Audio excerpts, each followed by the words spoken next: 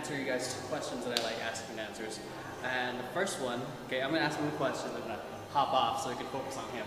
Okay, so the first question I'm gonna ask you is, what's your advice for beginning dancers who are, you know, scared to start? So before I start, I'm just gonna say a little bit about myself, I guess. So again, my name is Mike, Michael Rebong. Breakdancers, b-boys, in the b-boy world rather, I'm known as Mike Menace, or just Menace. I've been dancing for about 11 years now. I repped Diamonds in the Rough, Shinsukuni crew. Yeah, so here we go. Advice for beginner dancers, so who are scared. Just let me first say that it's totally okay to be scared.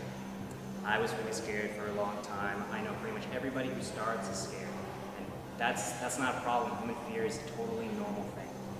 That being said, I think that there are ways to work around your fear, right? Practicing and trying to build your confidence around your movements, around your own style, in order to get over that fear.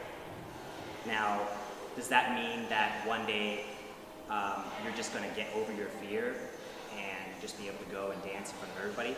Maybe not. Social anxiety is, as we all know, the #1 fear in the world to everyone. Everyone's affected by it, more so than snakes or spiders, whatever else you guys are scared of. So there will be a day when you have to decide for yourself to take that leap, to have courage and just go for it. You know, you just have to jump into that circle, or just start performing in front of your friends, start performing in front of somebody who makes you feel uncomfortable.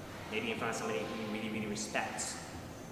That way you can honor yourself, not them honor you by getting over that fear. Off-camera question. Second question is, what advice would you give to those who are in a creative rut or in creative funk?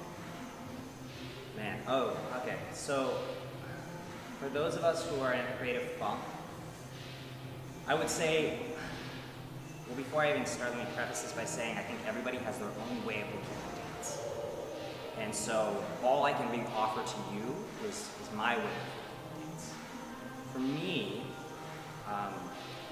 I really like to think about dance in ways of shapes and transitions. And so for me, if I think of a move, right, say it's something like this, right? This is the ending result. This is the move that I want. I have to think to myself, okay, how can I get into this move which makes me feel confident, which I think looks cool? Maybe it doesn't look cool to everybody, but what do I think? Why do I find that aesthetically pleasing, right? So for me, as I just did, I could think, oh, okay, well, I'm here standing up. Maybe I could just jump into it, right? Or maybe I can grab my leg, pull my leg back, hold myself up.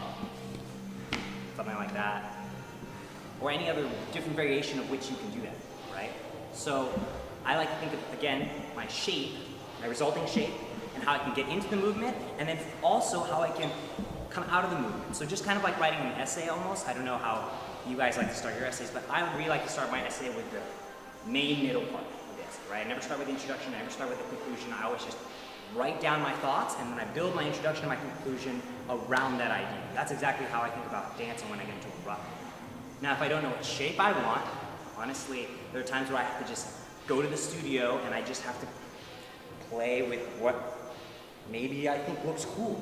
You know, maybe get different angles with your camera, maybe go look at a mirror and see like, oh, okay, what does this shape look like? Yeah, sorry, right? It's all good. I'm trying to see the dopeness too. It's okay. And finally, I would say, go watch dance. And not just dance, go watch movement in general, right? Movement is such a hot word right now, but really go watch people move. Go watch animals move. I know that sounds really silly. Watch how polar bears move, birds, whatever you want, you know. There's inspiration all around us. And even if you don't watch moving objects, just like an artist does with their paintings or drawings or whatever, you could find inspiration with still objects, like a telephone. You know, like, okay, well, what move can I think of to like draw myself, you know what I mean, into that sort of shape, right? Maybe even like an actual telephone shape. That's a little silly, but again, you can figure out ways to creatively go into that. As I was saying earlier, with the transitions, when you think of a shape, right? So say you pick this shape, right? Something that I like to do is think, okay, what is the next action that I could do? And an action could mean simply staying still, or an action could mean like shake, or it could mean move up, it could mean draw back, it could mean slide, it could mean spin, it could mean roll. There are different things that you could do as transitions, and thinking of those action verbs really, really helps.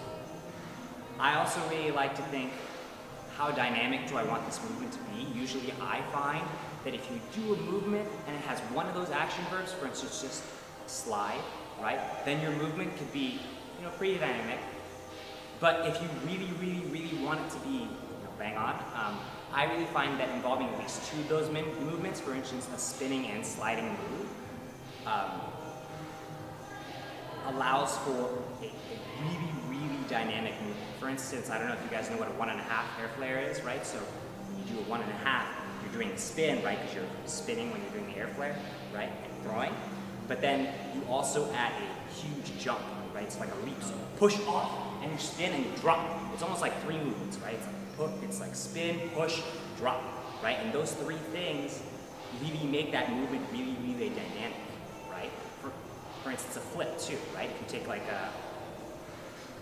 a layout is really cool. It's really cool. Moving backwards, you're jumping up in the air. But if you do a full is much, much more difficult. It's also a more complex movement, more dynamic, more pleasing to the eye, I would say. Because it's jumping up, moving backwards, and you're spinning at the same time. It adds this sort of different levels, different elements, which make the movement, which make the movement much more interesting. So that's what I would do. Good luck. Well, I asked him the one piece.